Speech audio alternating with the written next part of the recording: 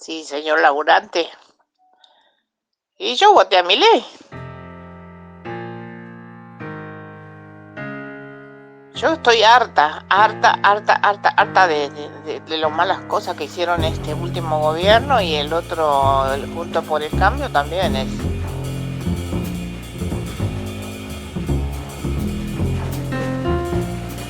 la misma cosa. Así que... Y yo voté a Milei.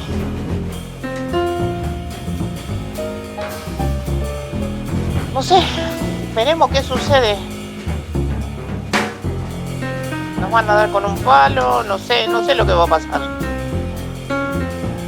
No sabemos, pero estamos dispuestos al cambio. Siempre estamos tratando de renovar, cambiar. Algo tiene que suceder. Si todo está siempre igual y siempre está la misma gente y sigue choreando y no hace nada y no le importa a nadie de la gente, solo su quintita, ya, la gente dijo basta. Y yo también, era un sentimiento.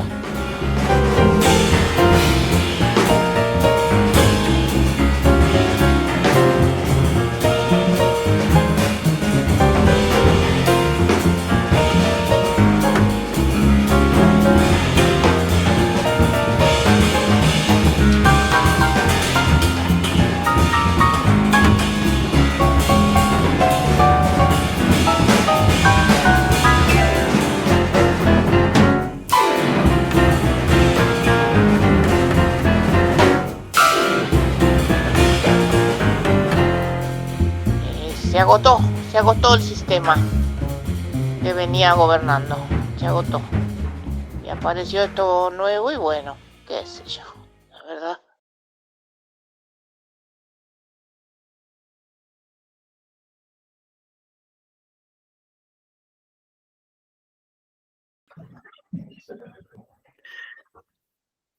Bueno, compañeros, vamos a tratar de hacer una introducción breve porque seguramente, por lo que hemos visto en el clima de la semana, todos tenemos ganas de intervenir, opinar, pensar, así podemos, y luego trataremos también de ser breves en las intervenciones para que todos podamos participar. Así que arranco. El punto de partida de nuestra interpretación o análisis de lo que está pasando en el país, el más general, el que tiene que ver con todo lo que realizamos en todos los grupos y todas nuestras intervenciones en la calle o en la teoría, es que el capitalismo argentino, tal como lo conocemos, es inviable. Con inviable queremos decir que no funciona. La expresión, hay muchas formas de decir esto, supongo que el final del ciclo del curso de economía de Caracoche y de las charlas de Juan sobre industria ameritarán un debate sobre cuál es el grado de descomposición en el que está el capitalismo argentino. Todos coincidimos en que está hecho mierda, pero hasta dónde y cuál es la posibilidad o no de recomposición. Pero no funciona ni puede funcionar. La manera más perceptible de entenderlo es después de un terrible gobierno de ajuste, más otro terrible gobierno de ajuste que fue el de Macri, más este terrible gobierno de ajuste, lo que está planteado es empezar un ajuste. O sea, normalmente los ajustes, y cuando son brutales, tienen que concluir en un relanzamiento de la economía. Para eso se hacen, ¿no? Yo te quito, no sé, soy dual, te quito guita, y luego empieza, con un poco de suerte, algún ciclo virtuoso con las nuevas condiciones que obtuve de esa transferencia y de ese saqueo. Pero en Argentina el saqueo no termina, no arranca. Y todo lo que pasamos no es bueno, ahora sí, sino todo esto es el preparativo para empezar el ajuste, que es lo que toda la burguesía tiene planteado hacer ahora. La particularidad de este Rodrigazo eterno es que el rol del peronismo ha impedido que esto suceda en medio de un quilombo. No es el gobierno de Alfonsín con 13 paros generales, no son ni siquiera las 13 toneladas de piedra ante la reforma jubilatoria de Macri es todo el aparato, la burocracia, las patotas, todo el sistema peronista instalado en el movimiento de masas, haciendo que nada pase en la calle, pero pasa. Una situación sin luchas y en la que una parte de la clase trabajadora, los que tenemos una situación un poquito mejor, nos hemos acostumbrado a quedarnos quietitos, atemorizados, más o menos viendo en televisión cosas tremendas y diciendo, mirá cómo vive esta gente, ¿no? Porque una parte de la clase trabajadora mira a otra parte que está en una situación demencialmente pobre y decimos, mirá cómo vive esta gente. Esta bronca soterrada, como se notaba desde el principio de años, estaba esperando una oportunidad. Piensen que ni siquiera los movimientos sociales han hecho en todo este tiempo una movilización, por ejemplo, a la Plaza de Mayo, siempre al ministerio, nunca a la plaza. Esta bronca soterrada encontró su oportunidad en una elección en la que, aunque no sea el principal protagonista de esta semana, ha sido el principal protagonista del domingo. 11.700.000 personas no fueron a votar, sobre 35 posibles. Un tercio no fue a votar. 1,5 millones de personas, 1.400.000, votaron en blanco impugnado. Y 7.100.000 votaron a Milei. O sea, el 55% de los electores posibles, el 21% votó a Milei y el 34% expresó un rechazo a la participación o la instrumentación de algún mecanismo electoral.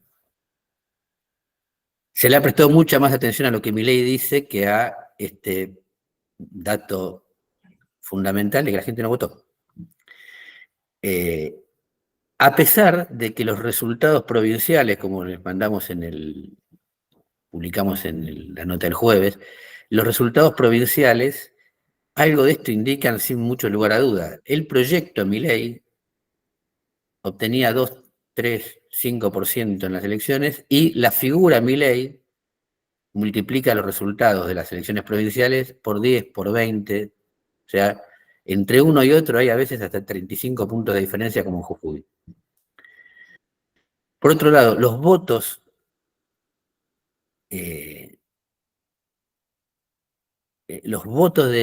Milei no son votos de lugares particularmente acomodados,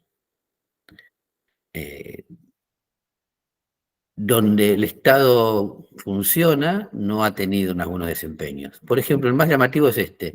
La ciudad de Buenos Aires, el resultado fue de 17,4, pasó a 17,7, 3 décimas. En Vicente López subió a expensas de Juntos por el Cambio, pero en donde subió mucho es en La Matanza o en las provincias.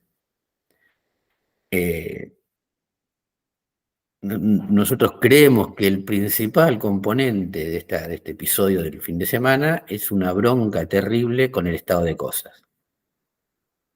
Y en la bronca con ese estado de cosas es una bronca contra una figura que es la que está en discusión en todo este proceso que se está dando, que es el Estado burgués. No solamente no se participa de los mecanismos del Estado burgués, la democracia, sino que se rechaza ahí donde el Estado burgués no está. Donde hay una ficción de Estado burgués. O sea, ustedes saben que los actos electorales no se hicieron porque fueron reemplazados por un acto macabro, que es una nena en el conurbano bonaerense, estaba esperando para ir al colegio, intentaron robar el celular, la arrastraron, la golpearon, la nena quedó inconsciente, la llevaron a un colegio, al colegio. En el colegio ninguna maestra sabía hacer RCP, la ambulancia tardó 40 minutos en llegar, cuando llegó la nena estaba muerta, los vecinos denuncian que era una zona liberada, todos le creemos a los vecinos, hay zonas liberadas, sea, el Estado burgués ahí tiene una presencia de ficción. No había policías, no estaban capacitados los docentes, no llegó la salud. Es difícil defender algo que no es. Por otro lado, también aclaramos, el Estado burgués, insisto mucho hoy eh, con el adjetivo, es un Estado de la clase opresora. No, no es la yuta el Estado burgués, es el Estado, en todas sus expresiones. Y está igual que su clase, quebrado, en retroceso, en extinción, como toda nuestra sociedad, que es una sociedad que se está extinguiendo. Y es rechazado porque no es de todos, y este es un componente central en el voto del domingo, ¿no? Un componente central porque el domingo quedamos muy asustados aquellos que todavía tenemos una relación con un Estado que existe. Y no quedó tan asustado aquellos que no les preocupa el retroceso de lo que no está. Eh,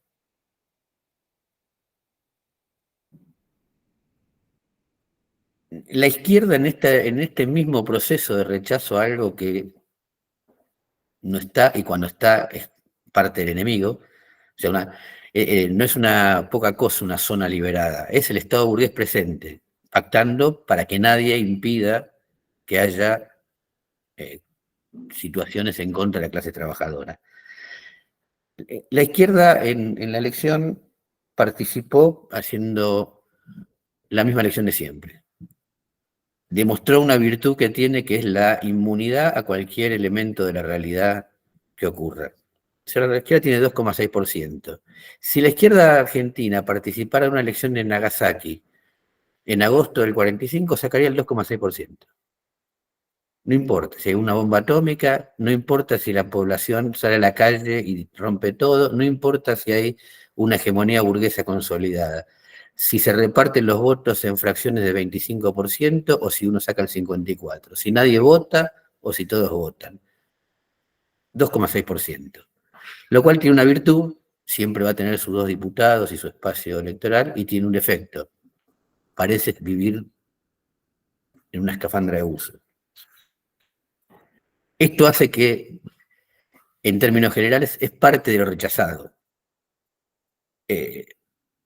Por 2 razones. Primero, porque defiende el Estado burgués que nadie quiere defender en este momento.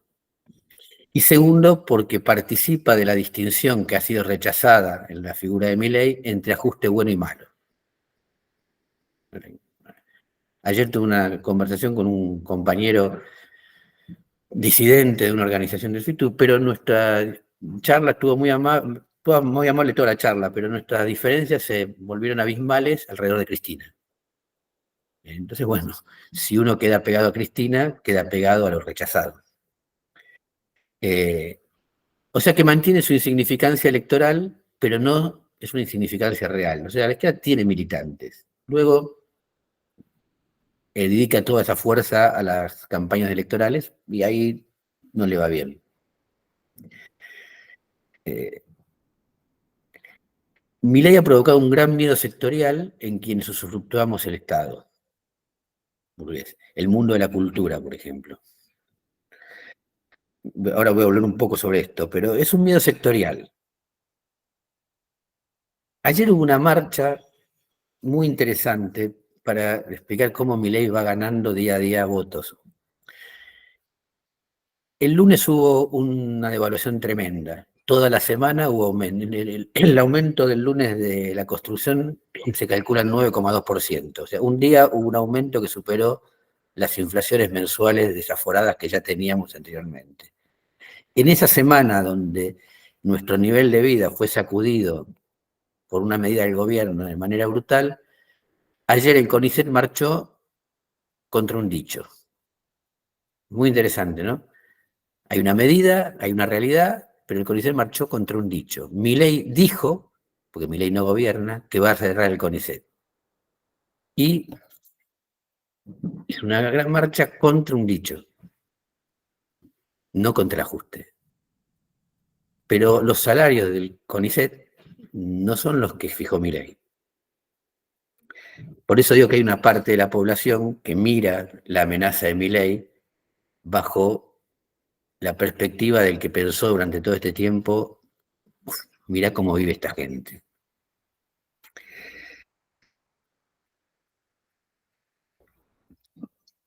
La cuestión no es que lo que haga el CONICET esté mal, es que ser socialista es exactamente lo contrario. Nosotros, a pesar de nuestro interés personal, que en parte es sectorial, porque participamos de algún sector y de alguna corporación, tratamos de sobreponernos a esa mirada sectorial para, aún en cierta medida, contra nuestro interés personal, entender, defender un interés de clase, lo que afecta a la clase trabajadora. Y lo que afecta a la clase trabajadora tiene que incluir a ese grupo del que decimos, mirá cómo vive esta gente, que es la protagonista del video del comienzo, ¿no? El terror que tenemos tiene una parte tonta, que es, y los otros van a hacer lo mismo, por eso la invitación de hoy a la mañana tenía las 3 hienas. Para los que tenemos cierta edad, esta elección no puede hacernos olvidar la elección del 89, donde se eligió en contra del que decía que iba a hacer cosas terribles, pero no sabíamos cómo. Y elegimos al que hizo cosas terribles y no las dijo porque tenía cómo. O sea, para poder llevar adelante medidas radicales, una reestructuración del capitalismo como la que hizo Menem, hay que tener un poder institucional muy grande. La CGT, provincias, intendentes, o sea, jueces, todo. En el caso presente, a eso que tenía Menem hay que sumarle el manejo de los movimientos sociales y un elemento que se nombra poco, a pesar de que se habla de fascismo, que es Ibarras Bravas. O sea, alguien que quiere aplicar un plan sangriento y no tiene barra bravas, ¿con qué lo va a aplicar? ¿Y quién tiene barra bravas? El peronismo.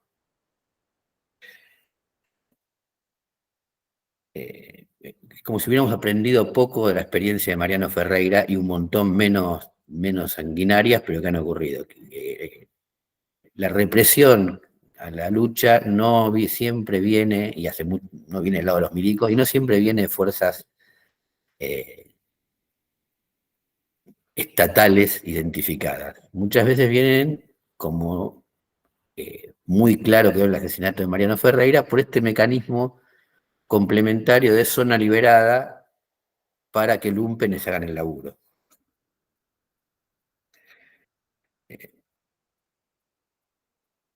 Por eso decimos, para nosotros Milei en gran parte es un emblema de la bronca, y por otro lado, para que sea fascista, debería,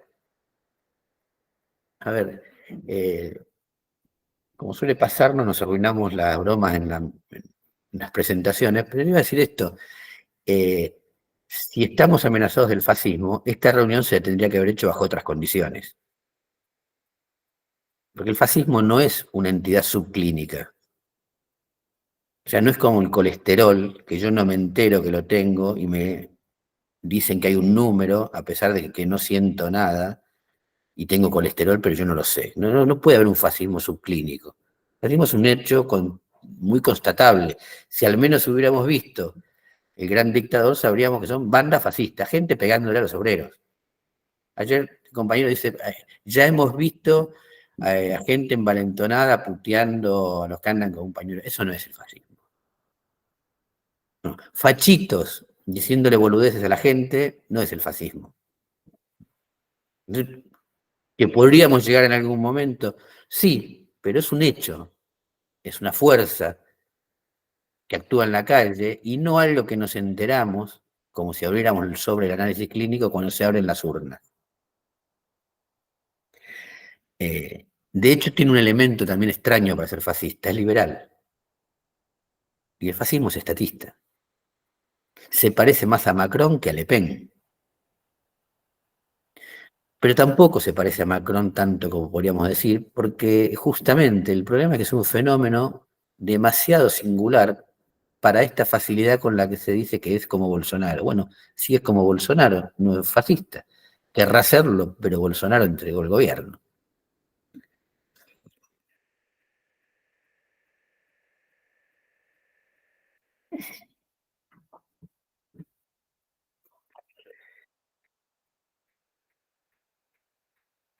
Bien, Milei también ha cumplido una necesidad del reformismo, que es, ya que no hay que conquistar la democracia, es una tarea que es muy difícil decir que la tarea que tiene por delante la clase trabajadora es la conquista de una democracia, porque hace 40 años que esto es la democracia y así funciona la democracia burguesa y a nadie se le puede convencer que no hay. Entonces, hace muchos años que se la ha sustituido por un componente parecido, que es, está bien, la tenemos, pero siempre está amenazada por un golpe blando y siempre está amenazada por un fascismo inminente.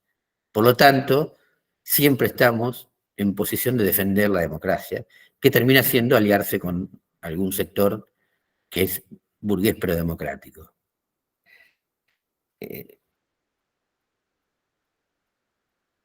Por otro lado, también, como quisimos mostrar al comienzo, el grado de derechización siempre implica una opinión sobre el peronismo.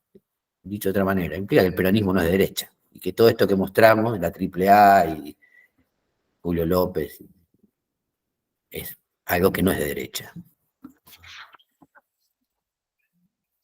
Entonces, todo este esquema, hay mucha bronca, la gente ha rechazado el voto y ha votado un tipo muy estrafalario, que tiene ideas terribles, pero que todavía no las ha aplicado, y que nos impacta con mucho temor a los que todavía tenemos acceso al Estado, porque es el voto de los que ya no tienen acceso al Estado y nos va a arrastrar en esta dinámica del desastre, cuando nosotros preferiríamos cocinarnos a fuego lento. Trastoca todo.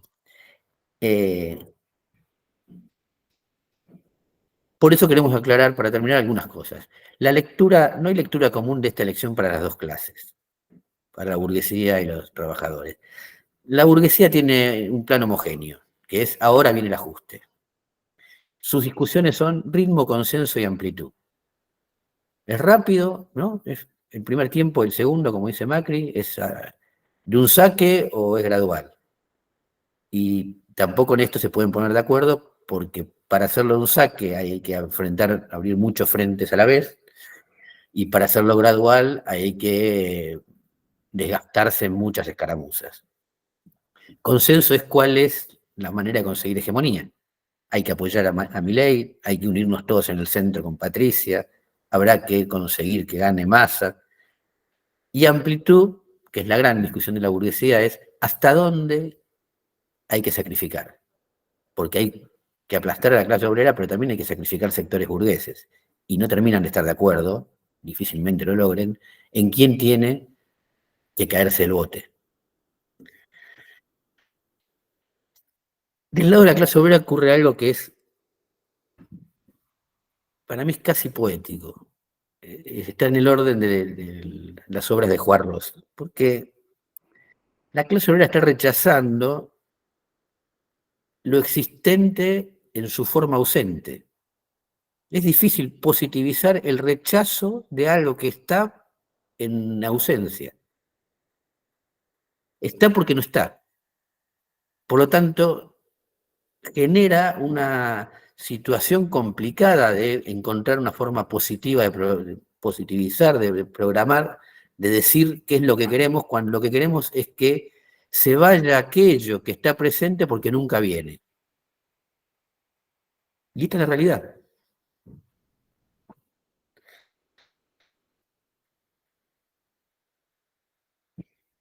Pues digo, casi poético, pero también de ahí se entiende de su dificultad de explicar que, ¿no? Yo quiero, a ver, ¿está el Estado en Rosario? Sí, pero están matando gente todo el tiempo. Sí, justamente porque el Estado está y ha pactado con los narcotraficantes. ¿Y entonces qué pedimos? ¿Más Estado? O sea, ¿más narcotraficantes? No. Entonces que se vaya el Estado. Bueno, tampoco es exactamente esto. Es muy difícil positivizar el rechazo a una ausencia.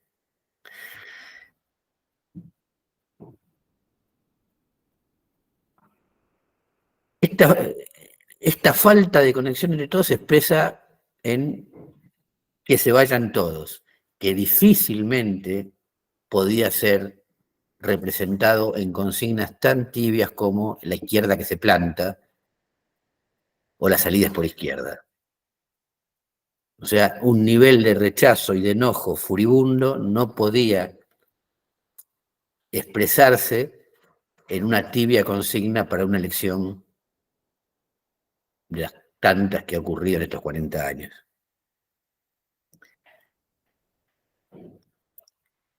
También entra en crisis la idea, entra en crisis o entra más en crisis, la idea del progresismo.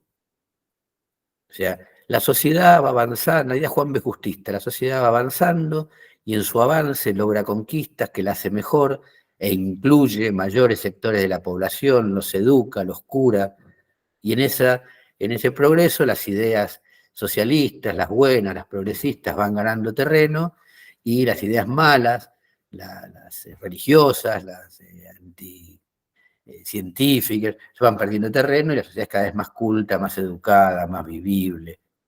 No funciona.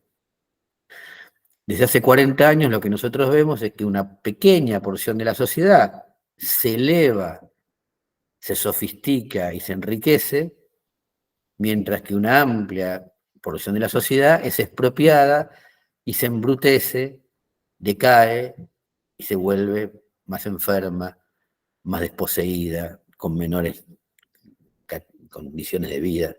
Esto ocurre en todo el mundo, pero en Argentina ocurre de una manera particularmente acelerada.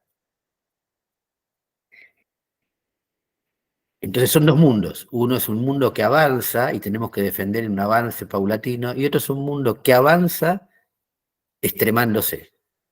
El avance del capitalismo es que Galperín convive con los pibes venezolanos que pedalean para Rappi. Y este es el capitalismo.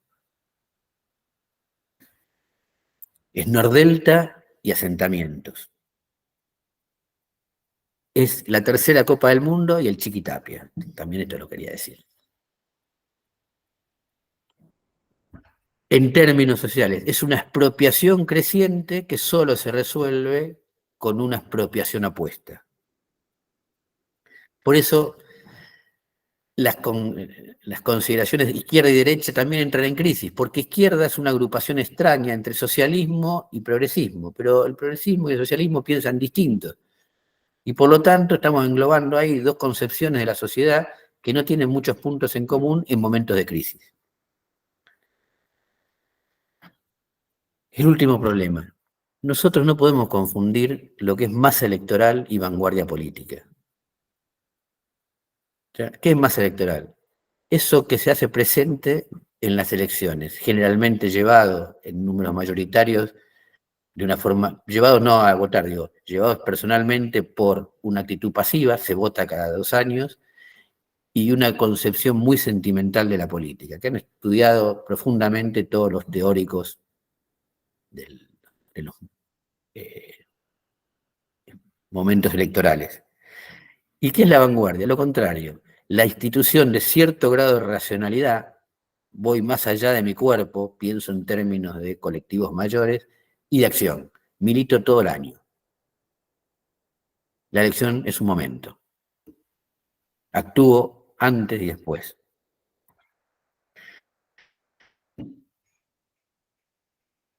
Nuestras acciones obviamente están dirigidas, como el socialismo, a la entendimiento y la intervención de la vanguardia. Está claro que en las elecciones no hay ninguna posibilidad de incidencia de la izquierda. O sea, el resultado de la elección se juega mucho más por una medida como la del lunes que por todos los WhatsApp, marchas y acciones que pueda hacer la izquierda en términos electorales. Por algo que decía Sun Tzu en El arte de la guerra, esta batalla se libra en el territorio enemigo. Es un error haber aceptado, por ejemplo, la izquierda hacer paso. Es el territorio enemigo. El territorio donde todos los votos valen uno. El del tipo que se pela el culo militando todo el año y el de un señor que nunca votó a la izquierda, pero opina que los paraguayos se tienen que ir a su país y que los planeros son todos vagos, pero se le ocurrió que hoy tiene ganas de votar algo raro. Los dos votos valen iguales. Nosotros rechazamos, el terreno es enemigo de la vanguardia y de la lucha. Así que, ¿qué es lo que podríamos hacer en este escenario? Me parece que lo que tenemos que discutir es que la única acción que puede hacer la izquierda no es luchar contra Milei cuando Milei no es gobierno, sino tratar de convocar, de llamar a luchar, no porque lo podamos derrotar, pero sí porque es la única manera de hacerlo, a luchar contra el gobierno actual, porque ese es el camino para luchar contra el gobierno que venga. Si nosotros queremos evitar hacemos campaña para que no llegue el gobierno Milei, inevitablemente estamos haciendo campaña por Patricia o por Massa. Porque ¿quién puede evitar que llegue Milei? ¿Solano? No, no. Uno puede estar muy embrutecido por esta sociedad, pero 2 más 2 sabe sumar. Hay 3 candidatos que tienen 1/3 cada uno del electorado efectivo. O convocamos a luchar contra el ajuste. Lo haga quien lo haga, lo lleve adelante quien lo lleve adelante, y ahora lo está llevando adelante como estos últimos 4 años el peronismo.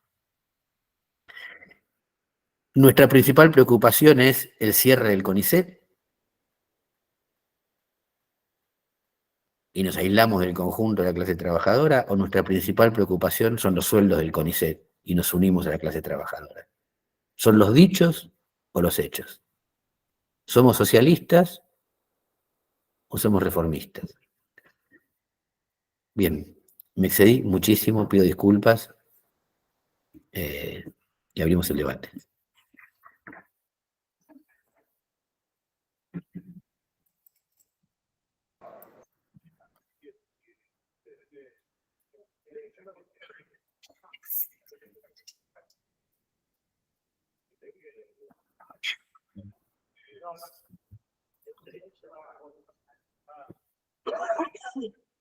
Dale nomás, Daniel. Daniel, y no sé, Horacio o... Sí, estaba Daniel primero y después Horacio. Perfecto, correcto. Bueno, de las palabras de la señora que aparece en el video, yo saco tres cosas, 3 frases que la fue diciendo en este orden. Primero, dice, era un sentimiento. ¿Sí? O sea, la situación y la justificación del voto era un sentimiento. ¿Sí? Primero, pone, ¿qué siento? Después, hace las definiciones en que encuentra que el sistema se agotó. O sea, el sistema de representación bipartidaria se agotó. Y después dice, apareció esto nuevo. Entonces, bueno, uno puede decir hasta qué punto puede ser o no nuevo algo que está basado en estructura económica, en ministros o funcionarios del menemismo, alguien que establece ciertas particularidades y se denuncia al capital prebendario del Estado y resulta que hace su carrera en el ámbito privado dentro del grupo de Ornequian, que es un prebendario del Estado, pero no puedo yo discutir eso del sentimiento. O sea, lo que aparece como sentimiento y dice, el sistema se agotó, no me da soluciones, cada vez estamos peor, y esto que aparece acá es lo nuevo. ¿Sí? Ahora hay una visión que en general determina cierto sentido como reinante, y sobre todo creo yo, los sectores que se podrían definir como progresistas hacia los partidos que se dicen socialistas, en que, por ejemplo, ahora tenemos un fin de semana largo. Quizás este fin de semana largo no sea el ejemplo, porque la situación está un poco más complicada, pero en general se suele decir cuando hay un fin de semana largo, se fueron todos. ¿No? Y la referencia es, ejemplo, se fueron 3 millones de personas. En el AMBA ¿cuántos habitantes tiene? 15, 18 millones de personas. Si se van 3 millones de personas, evidentemente no son la mayoría, y evidentemente hay una cantidad de gente que queda invisibilizada, porque todos esos espacios que son tradicionalmente de consumo durante los fines de semana quedan desiertos. O sea que, digamos que del 60 o el 70% de la población que no concurre a esos lugares, que no tiene espacio para el esparcimiento dentro de sus lugares de consumo, vive permanentemente invisibilizada dentro de los análisis que se pueden hacer desde este lugar, porque la conclusión es, no quedó nadie. O sea, el 60 o el 70% de la población es nadie bajo esa perspectiva y esa visión. Visión que quizás puede salir de algo que yo recordaba que me comentó alguna vez un viejo militante del PRT, que me decía que en algún momento, cuando ellos estaban, digamos, de alguna manera profesionalizados o estaban en la clandestinidad y no tenían que concurrir a su trabajo para tener un salario asignado, perdían la perspectiva del valor de las cosas. ¿Sí? O sea, si tenías que comprarte un par de zapatos, te comprabas el mejor par de zapatos porque no te costaba comprarte un par de zapatos. No porque fuese una cuestión que se hubiese perdido en cierto grado la conciencia de la transformación, la necesidad de transformación de un mundo, pero sí se había perdido la relación del valor de las cosas, y eso te genera una distancia con la realidad. A mí me parece que dentro de la conformación de los partidos en general, que se dicen socialistas, hay una tendencia a esa profesionalización donde la realidad de esta mayoría invisibilizada pierden la perspectiva de cuáles son sus reales necesidades y sus faltas materiales en la reproducción diaria. O sea que se van perdiendo en una realidad que es distinta a la realidad, o por lo menos a la realidad de esta mayoría, donde se producen estas cuestiones, estas cosas, donde además de existir crímenes, que son crímenes de clase contra clase, ¿no? Hay una violencia inusitada o desmedida en base al delito que se va a cometer. Uno, para robar un celular, y ejercer tamaña violencia de quitarle la vida a una persona. O sea, también hay ahí una situación de violencia por encima de la necesidad misma, que también está expresando algo. O sea, por un lado, no alcanza con decir son lúmpenes, pero tampoco implica una justificación del crimen. ¿Sí? Y por último, otra condición y otra situación que esto pensaba los otros días cuando veía un video o unos videos de la Biblioteca Nacional donde le hacen entrevistas a distintas personas que participaron durante los 60 o los 70, entre ellos estaba Luis Mattini. Y Luis Mattini hace un comentario acerca de cómo, o sea, una de las cosas que lo sedujo era que el tema de armarse era sacarle el arma al enemigo a través de sacarle la pistola al vigilante, ¿no? Y esto termino después cuál es la conclusión de esto. Entonces yo decía, pero le está sacando el arma a un vigilante, y ese vigilante, el arma, no se la van a reponer gratuitamente. Esa arma el tipo la va a tener que pagar. Con lo cual, el vigilante de la esquina, que dentro de una estructura, como cualquier estructura dentro del sistema capitalista, está surcada por la lucha de clase, ocupa un segmento dentro de esa lucha de clase en la cual vos lo tenés que poner a favor tuyo, no contra tuyo. Si vos le estás robando el arma, el tipo la tiene que pagar, está buscando un enemigo. ¿Sí? Y estas son las circunstancias que siguen rodeando los análisis de la izquierda hoy, que ve a toda policía como fuerza represiva y no puede encontrar dónde están los caminos para agudizar ciertas contradicciones de la lucha de clases en sí. Entonces, todo policía es un represor, que es una facilitación del conflicto, y todo delincuente es un luchador tipo Robin Hood. ¿Sí? Son cuestiones que te van llevando a situaciones fuera de la realidad, fuera del elemento, de la complejidad de las relaciones sociales que se establecen dentro de un sistema, y cada vez la pifia más. ¿Sí? Y vuelvo y cierro con esto. Las 3 frases de la señora. Un sentimiento. ¿Sí? A veces queremos expresar racionalmente cuestiones que son por tratar Daniel, de entender solamente lo que pasa por la gente, y ahí cerré. gracias, pues así vamos tratando de ajustar las intervenciones para que puedan participar todos los que se van anotando. Horacio.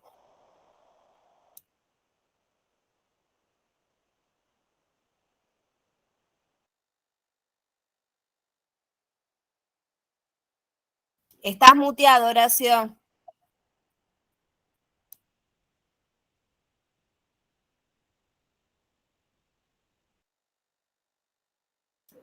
Hola, ¿me escuchan?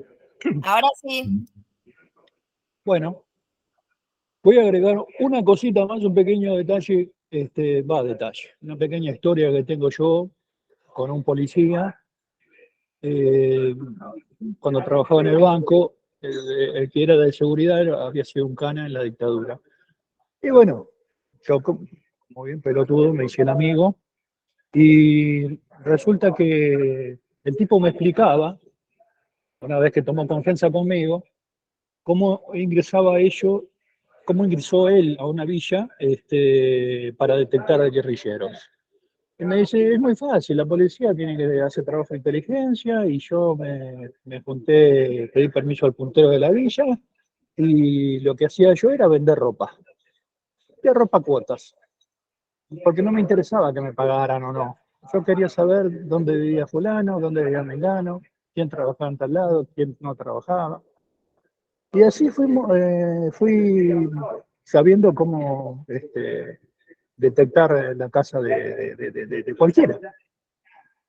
Así que es muy importante el trabajo que uno hace eh, con la fuerza de seguridad. Porque ellos son los que nos van a dar a nosotros, y es lo que están haciendo. Bueno, yo quiero también, voy a ser un poquito breve. Yo creo que, como decía Pichón Rivière, en tiempos de incertidumbre y desesperanza, lo único que podemos hacer es gestar de conjunto experiencias para el pueblo. Es decir, totalmente lo distinto que propone mi ley, que es una especie de laissez-faire, laissez-passer, y atrás el bate, sálvese quien pueda. Varias cuestiones. Estoy conforme con lo que plantea Ricardo en el informe, por más que haya sido largo, es bastante completo. Solamente agregar varias cosas. Primero, Milei no tiene partido. No existe un partido de Milei. Esto es algo nuevo. El tipo ganó sin muchos fiscales.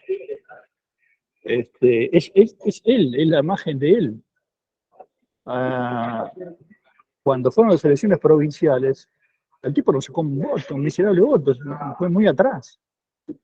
Es decir, lo que refleja este tipo es un populismo narcisista, donde él y solo él es el responsable de haber ganado estos pasos. En realidad, como dice Ricardo, no ganó nada. No ganó nada todavía. ¿Es peligroso que pueda ganar algo? Sí, pero todavía no ganó nada. Y parte de eso no ganar nada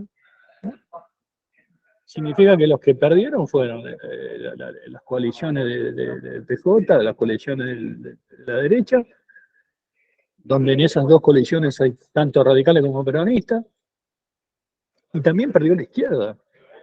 La izquierda tiene que ser una flor de autocrítica, por esta pérdida de votos. Yo creo que fue la peor elección de la izquierda esta. No hay nada que festejar.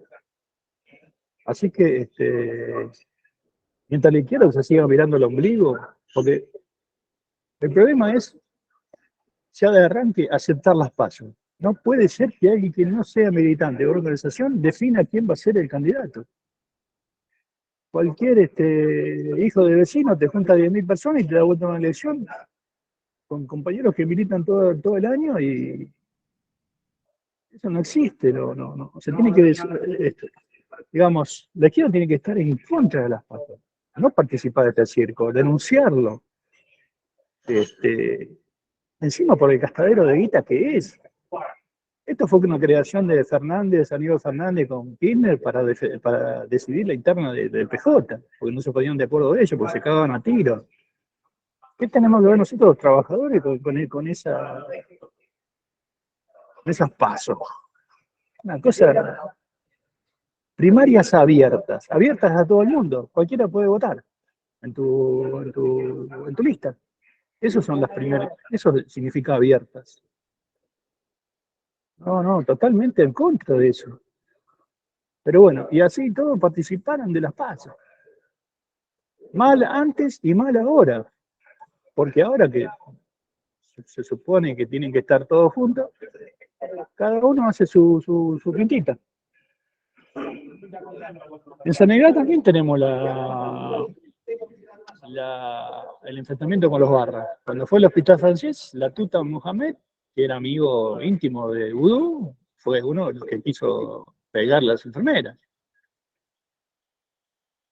Yo creo que Milei, para terminar y que los compañeros empiecen a expresarse, porque tengo más cosas para decir, pero para terminar, yo creo que Milei, a pesar de que tiene muchas contras, que no tiene partido, no tiene fiscales, que no es todavía un fascismo así desembosado, que no tiene masas que estén apaleando pibes en la facultad, lo que sí tiene, y esto sí es importante verlo, es el apoyo a lo Bolsonaro.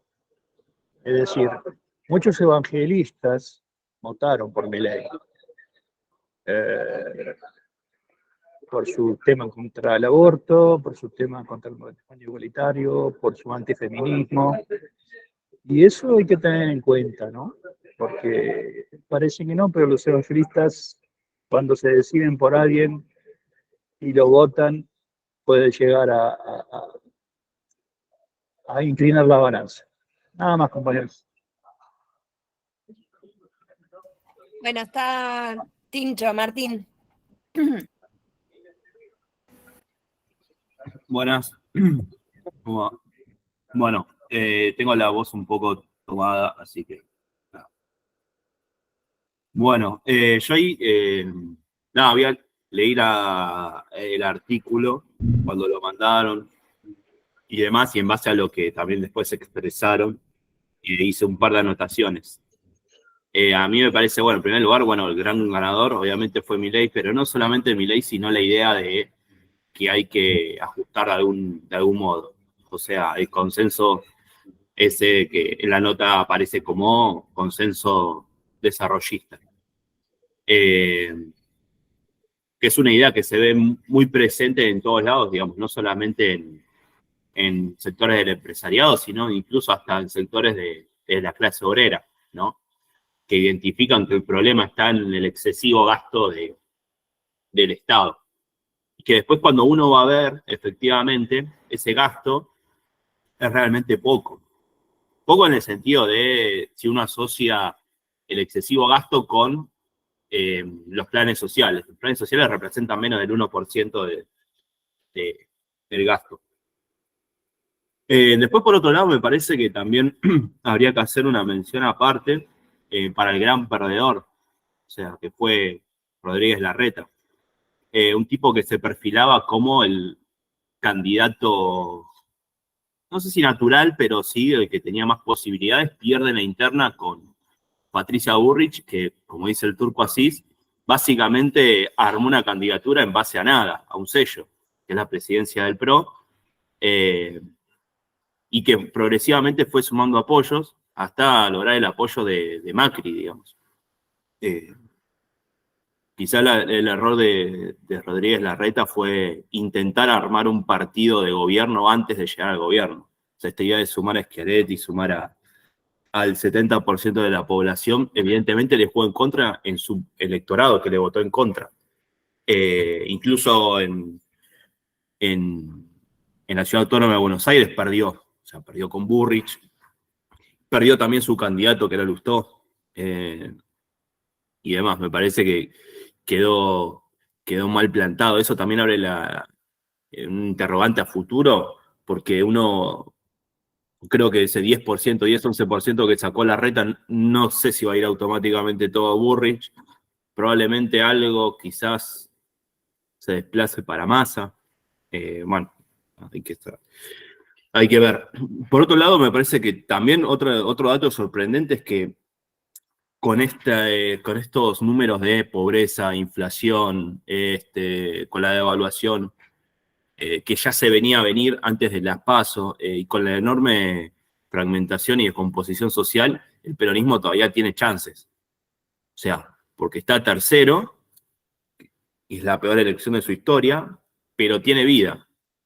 Y está solamente a un punto y pico de Juntos por el Cambio, ¿no? Nuevamente hay que ver si los votos de Grabois van a ir todos para Massa. No creo que gran parte sí. Ahora ayer, por ejemplo, Moreno dijo que iba a apoyar a Massa, así que ahí tiene un 0, algo. Y como todo, digamos, va juntando de a poquito, va juntando lo que le queda. Es increíble cómo en provincia de Buenos Aires ya los tipos están movilizando ahí todo como para lograr el apoyo de la gente que no fue a votar, que es mucho, 11 millones de personas que no fueron a votar, es mucho. Y ahí me surge una pregunta, digamos, que me da vueltas bastante, y es que, ¿qué pasó con el tema de los aparatos? Porque sorprende realmente que Milei haya ganado, que el mapa se haya tenido de Violeta. Entonces ahí a uno le queda la duda si los aparatos existen, obviamente sí. Probablemente le soltaron la mano a Massa, lo cual muchos decían que estaba recontra remil caliente con los gobernadores porque no fiscalizaron, no hicieron lo suyo. Y hay que ver qué pasa con esos aparatos, ¿no? Yo creo que los aparatos siguen existiendo, obviamente. Después hay que ver qué pasa con el tipo que es movilizado por ese aparato, pero que adentro de la urna, adentro del cuarto oscuro hace otra cosa, ¿no? Pero bueno, hay que ver ahí. Me parece que también hay una fragmentación enorme. O sea, en estas elecciones se vio como cada intendente, cada gobernador intentó cuidar su kiosco, y a la elección general, digamos, lo dejó al gobierno librado a su suerte, ¿no? El oficialismo. Lo cual me lleva a pensar que si el peronismo no es una confederación por ahí de partidos, digamos, que se juntan para la elección general, pero que después cada uno en su territorio se preocupa por su aparato. Digamos, pues es curioso el corte de boleta que hubo también, digamos, fue todo bastante extraño en algún punto. Hay un sálvese quien pueda muy grande. Me parece que después, con respecto a Milei, me parece interesante ver el fenómeno de redes, que no sé si alguien lo vio. Me parece que ninguna encuestadora vio. Pero a mí me pasaba cuando hablaba con los pibes en el aula, que es como el reflejo para mí de esto. Todo el mundo conocía a Milei, pero no conocía al resto de los candidatos. Por ejemplo. Y había ciertas preguntas que circulaban en el aula que se hacían todo el tiempo. Por ejemplo, los pibes me preguntaban todo el lado: profe, ¿de qué lado cayó el muro?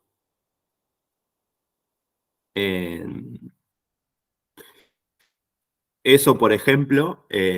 Y después después ahora está circulando algo, una pregunta, que es que si es cierto que Patricia Bullrich se llamaba Carolina Serrano.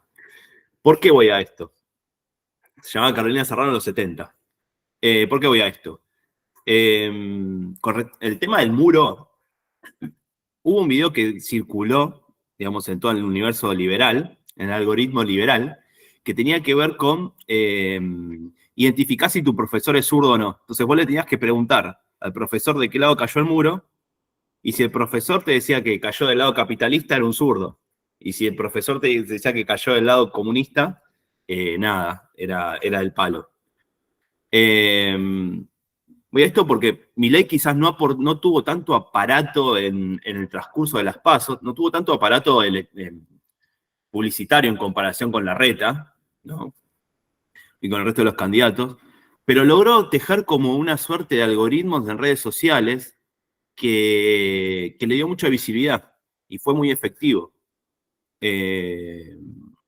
Después, obviamente, uno sabe que las políticas y las propuestas no se pueden explicar en lo que dura un video de TikTok o de Instagram, pero logró instalar algo ahí por esa vía, ¿no? Entonces, bueno, nada, eso. También me parece que ante la población que lo vota, o sea, charlando con los pibes que lo votaron, el tipo obviamente no aparece asociado a la casta, porque no tiene pasado político, más allá de la última elección donde fue elegido diputado, cosa que no pasa con la izquierda, o sea, no está asociado, por ejemplo, a la corrupción tampoco. Y aparece también como una persona que sabe lo que hay que hacer, un tipo que sabe, porque es economista, y explica los problemas y tiene alguna solución, que es algo que no aparece en el resto de los candidatos, me parece. Así que bueno, eso. Después, bueno, con respecto a, por último, al tema de la izquierda, creo que me estoy excediendo, pero rápido, 30 segundos. Bueno, la estrategia de la izquierda esta vez fue ridícula. O sea, me parece que están amparados en el mundo universitario.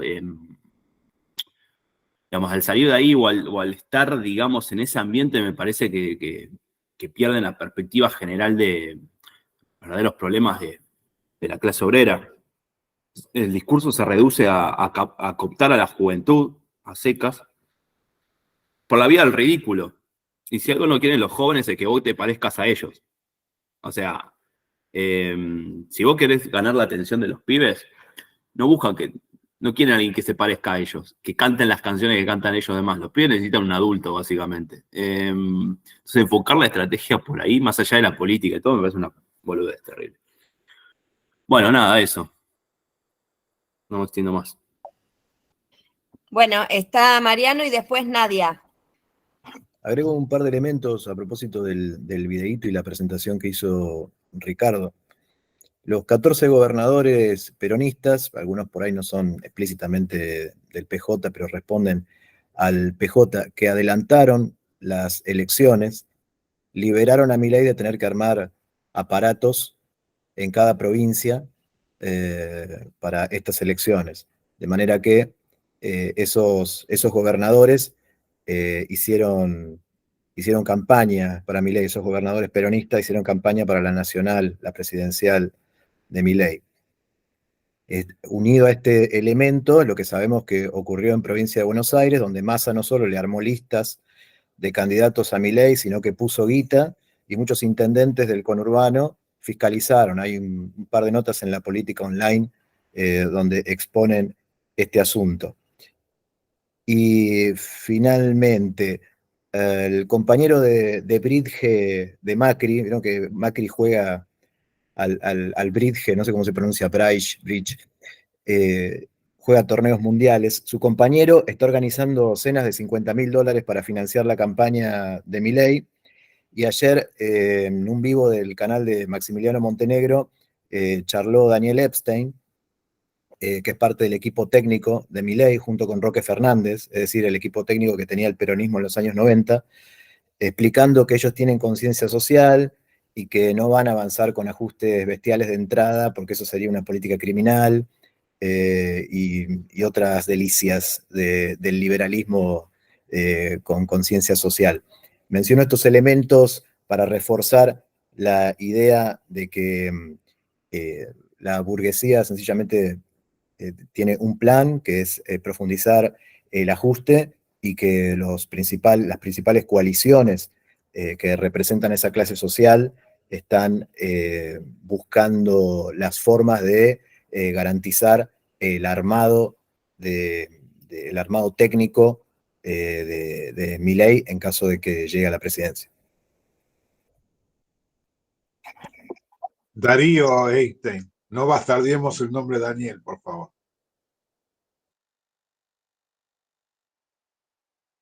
Nadia.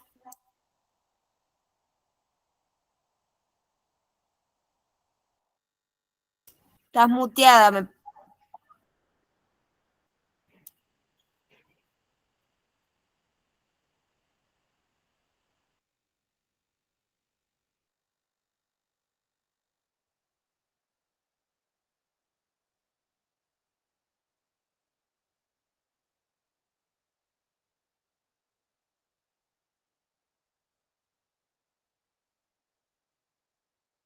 Bueno, Nadia le cede la palabra en este caso estaba Daniel, ¿no? Porque dice que tiene problemas con el audio y se va a conectar desde el celu. Así que ahora cuando vuelve a entrar, Daniel, a ver, ahí Nadia. Hola, ¿se escucha? Sí, ahora sí. Ah, ahí está, perdón. Me conecté de la compu y el audio no agarraba. No, bueno, muy breve, así no le saco más tiempo. En el documento que mandaron arrancan diciendo nos equivocamos.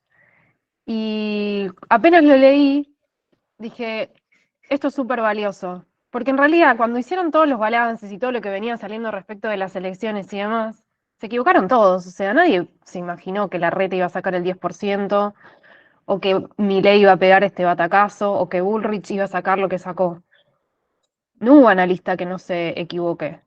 Y en un punto es porque tanto la izquierda como el peronismo, como que el kirchnerismo y todo el arco político y las consultoras también, creo que no dimensionaron cuán sumergida está la sociedad. No dimensionaron el nivel de ruptura que tiene el tejido social, no dimensionaron, eh, creo que en un punto están como si, sí, saben que hay una crisis que afecta en los salarios y bueno, y con eso se piensa la política. Pero lo cierto es que después de la pandemia, después de la sequía, después de todo lo que viene pasando, es muy palpable que la sociedad está cada vez más fracturada. Por esto que aparecía también en el comunicado y que contaba Ricardo al principio, está cada vez más polarizada hacia los extremos y vamos hacia justamente un Nordelta o una villa, no hay un punto medio. Entonces, esa fractura, no está mirando por ahí todos los indicadores o no está en la calle, no la ve. Entonces terminan con la cabeza en otro lugar. Y para mí, partir de decir nos equivocamos y tenemos que encararlo de otra manera, me parece que está muy bien. Eso por un lado. Y después, por otro lado, a mí hay un punto que en un escenario de tercios, cualquiera puede ganar. La realidad es esa. No voy a hablar de la izquierda porque me parece que no merecemos perder el tiempo con la socialdemocracia. Y en ese cualquiera puede ganar, hay un denominador común que recién lo decía Mariano, que es todos vienen a ajustar. El punto es cómo y en qué grado. Pero ese es el norte, ese es el horizonte. Y en ese ajuste, obviamente que siempre recae sobre los mismos, pero después hay otro fondo que a mí me parece, y es lo que más me preocupa, que es que la gente votó eso, porque si Bullrich en el mejor de los casos saque un 30% de vuelta, Milei saque un 30%, no, el 60%, estamos hablando de la población se inclinó hacia esa conciencia. Y por ahí la pregunta es, ¿qué se hace ante esa inclinación, ante esa conciencia más embrionaria del sálvese quien pueda? Ante, bueno, probé con el peronismo, probé con el kirchnerismo, probé con el macrismo y ahora pruebo con la Libertad Avanza. Eso es como lo que más me dejó pensando esta elección. Me digo que no veo un horizonte o movilización en la calle que avale como poner sobre la mesa de que esto no está bien. O sea, se canaliza en elecciones y por derecha. Y obviamente que no es lo mismo que gane Milei o Bullrich, porque Milei tiene un discurso recontra violento y súper agresivo, y si gana eso realmente, no sé si es fascismo, pero que gana un discurso completamente violento hacia todo el conjunto de la sociedad, desde las mujeres hasta el empleado estatal. No hay dudas, y eso es lo que se impone. Y había gente que estaba muy contenta que ganó Milei. Obviamente, bueno, 3 de cada 10 lo votaron, digamos. Eso es lo que me preocupa a nivel ideológico. Cómo dar la batalla a esa conciencia que está cada vez circulando más y que hace más mella en la gente y que explota lo más lógico, que, che, vos que sos rap y laburás en negro, que no conociste el laburo en blanco y que estás hace años laburando sin un aguinaldo, sin vacaciones y que no llegás a fin de mes, y bueno, yo te presento esto. ¿Cómo se batalla contra eso? Porque la verdad que yo no sé, es como lo que más me desespera de ver esta elección. Bueno, eso.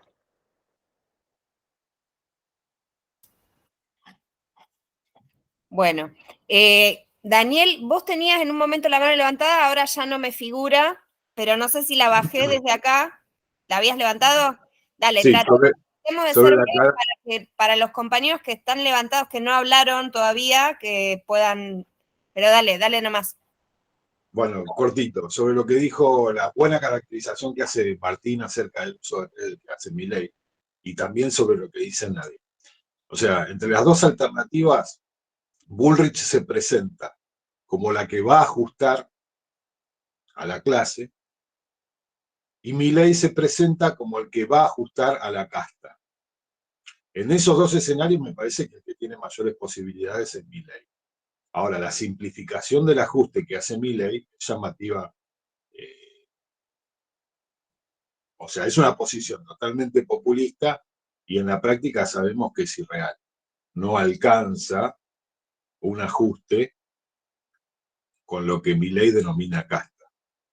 ¿Sí? Entonces, el marco de esas posibilidades terminaríamos como algo como cuando Menem dice, si hubiese dicho lo que iba a hacer, no me votaban. ¿Sí?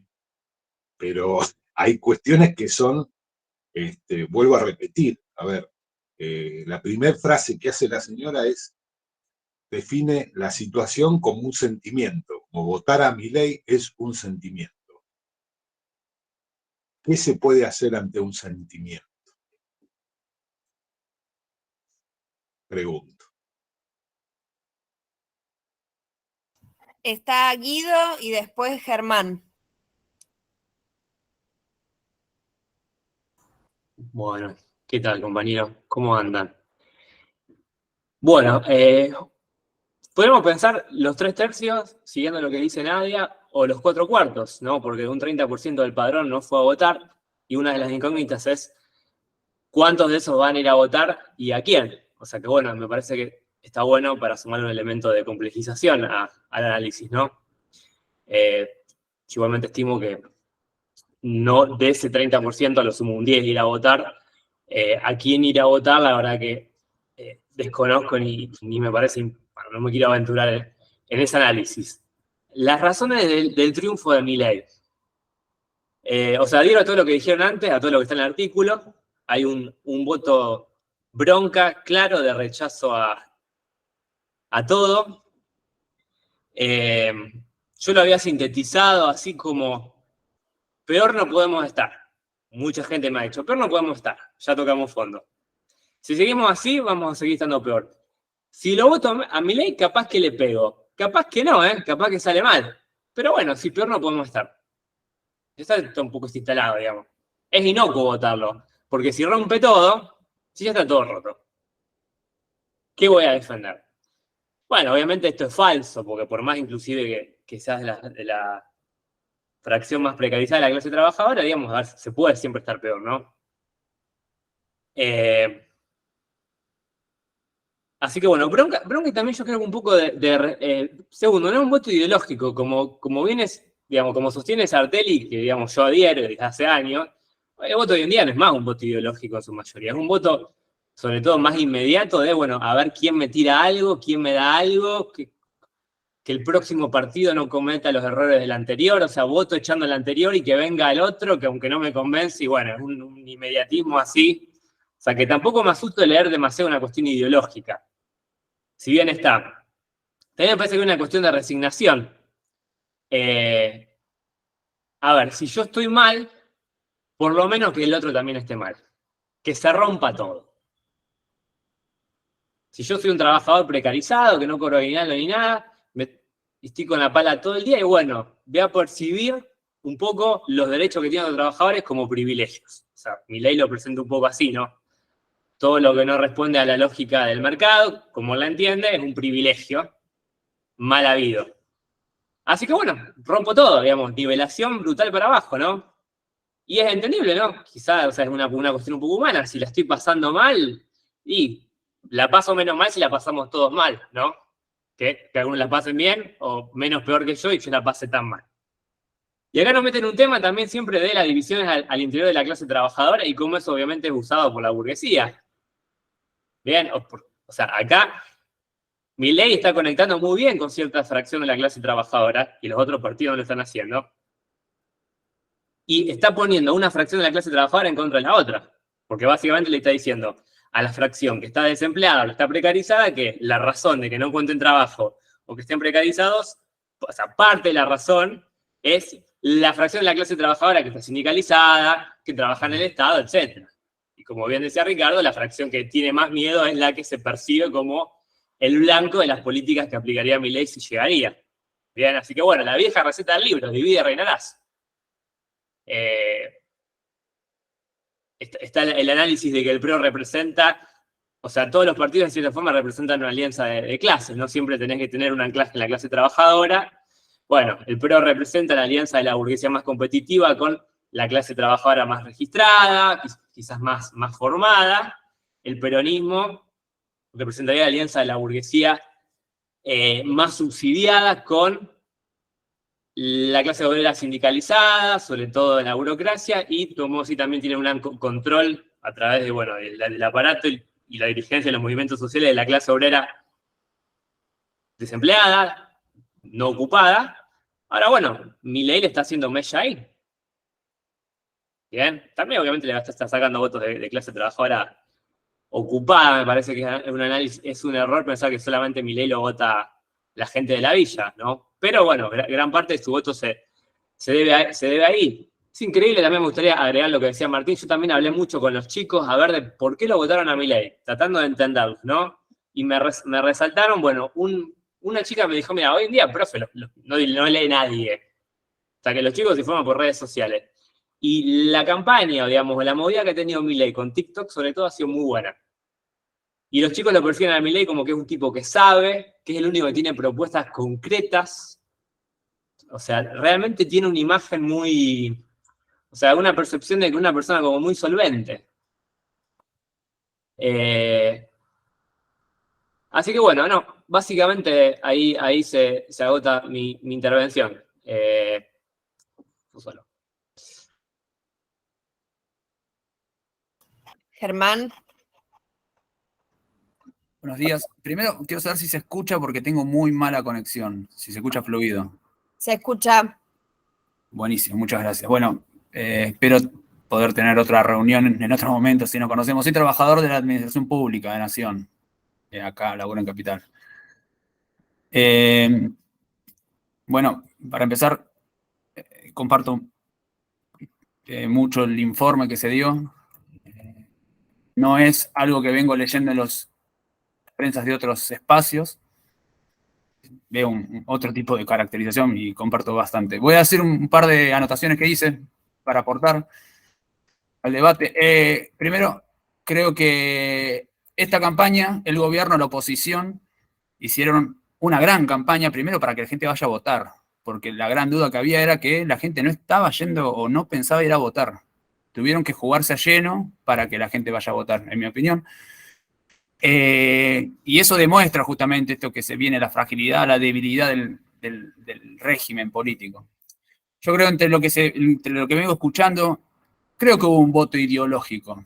pero el voto ideológico para mí de derecha, el más fascistoide, lo concentra Bullrich. El voto a Bullrich yo creo que fue más consciente del sector más fascistoide, a diferencia del de Milei, que es un voto distinto. Como dijeron, el gran perdedor creo que es Larreta, justamente también. La pregunta es, que yo justo que estoy en la administración pública, que se habla mucho de esto, ¿hay un giro de derecha de la sociedad? La juventud giró a derecha. Es algo que se debate bastante. Se le echa mucha la culpa a los pibes que no leen también, que se hace por redes sociales. Bueno, yo no comparto esa visión. Creo que es importante el análisis, siempre estar claro que hay una fragilidad en el régimen. Creo que es frágil lo que le está pasando, que están asustados de la parte de la burguesía en la situación en la que está pasando, que para muchos trabajadores, amigos míos, además, ven a Milei como el fin de un modelo corrupto, un modelo en el cual generó hambre todos estos años. Conozco un amigo, el hijo de un amigo tiene 16 años. Cuando tenía 8 años, Macri mete la primera devaluación. De ahí a ahora, los 8 años hubo devaluación tras devaluación, pandemia, mal resolución de la pandemia. Fue los peores 8 años que pudo haber vivido ese pibe que hoy tiene 16. Dentro de todo esto, creo que el progresismo no supo entregarle una propuesta política a la gente. Y tuvo mucho lío en su base para poder salir a votar a un Massa que no le respondía. Y de la misma manera el PRO tampoco tuvo una propuesta. Creo que Milei capitaliza no solo el voto bronca, sino que tuvo una propuesta. Tuvo un proyecto político que para la clase de trabajadores, o sea, para nosotros nos golpea por donde vaya. Pero el tipo supo mostrar un modelo y un proyecto político. Y eso la clase trabajadora lo ve correcto, porque por lo menos tiene propuestas. Creo que ni la izquierda ha logrado salir, como dijeron recién, la izquierda que se planta, la izquierda no sé cuánto. Y lo único que vino hablando este último tiempo es no al fondo, nacionalización de la banca y el comercio exterior.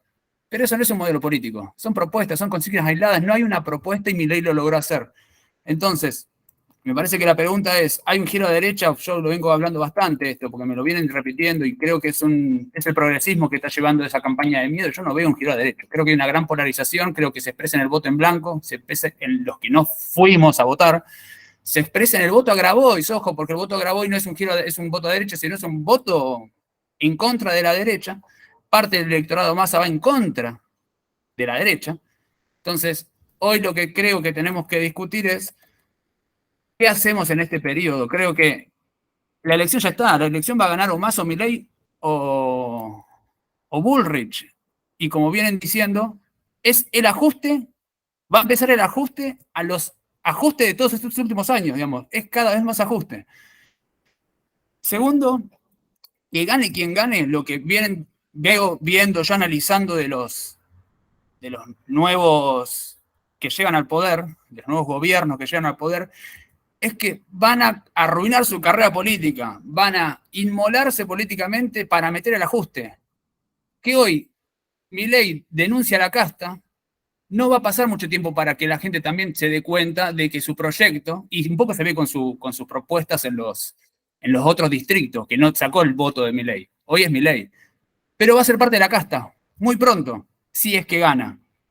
Creo que hay que estar atento, por eso me parece que más que nada, nosotros los trabajadores que creemos en el socialismo, yo soy nuevo acá, perdonen, por ahí yo doy cosas por sabida, pero creo que estamos en función a pelear por un mundo socialista, nos tenemos que unir, tenemos que empezar a exigir instancias de liberación, no para enfrentar a la derecha en sí, sino yo creo que hay una oportunidad en una polarización, en un marco de la necesidad de encontrar una salida política que hoy la tiene Milei, la propuesta la tiene Milei, pero tiene patas cortas, aunque gane o no gane electoralmente. Hay una oportunidad para los sectores que quieren plantear el socialismo.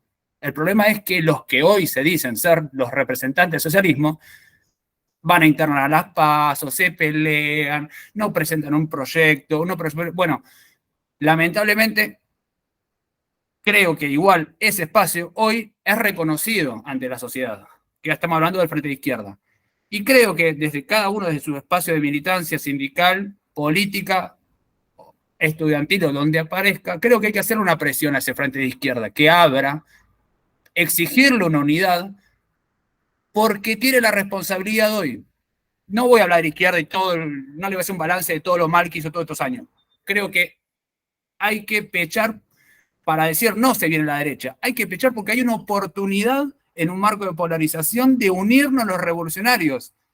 El problema es quién capitaliza y quién construye esa propuesta política. Solo eso. Muchas gracias.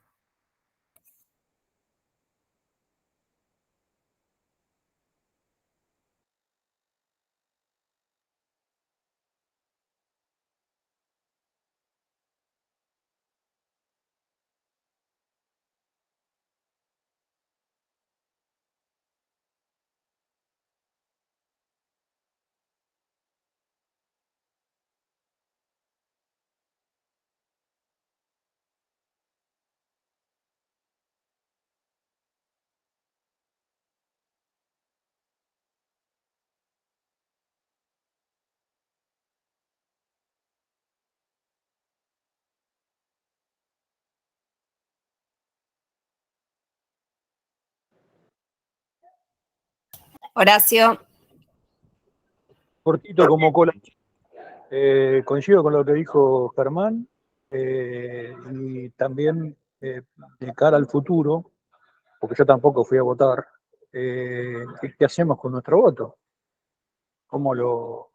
¿Hacia dónde vamos? ¿Elegimos el mal menor o me vuelvo a quedar en casa?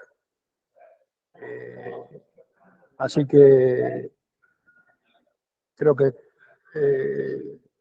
esta reunión fue muy útil, muy buena, y sirvió para aclarar muchas cosas, ¿no? Así que bueno, sigamos adelante, compañeros.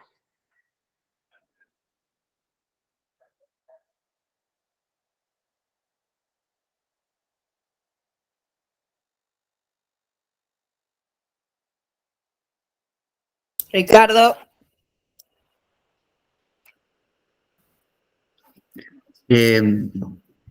Sobre el final, ¿no? Del desarrollo, me parece que hubo intervenciones interesantes, coincidencias. Yo remarcaría dos cuestiones tres del curso de la situación. Una es que cada candidato tiene un elemento a favor y uno en contra, por decirlo así, o un elemento más potente y uno menos desarrollado para aplicar el ajuste.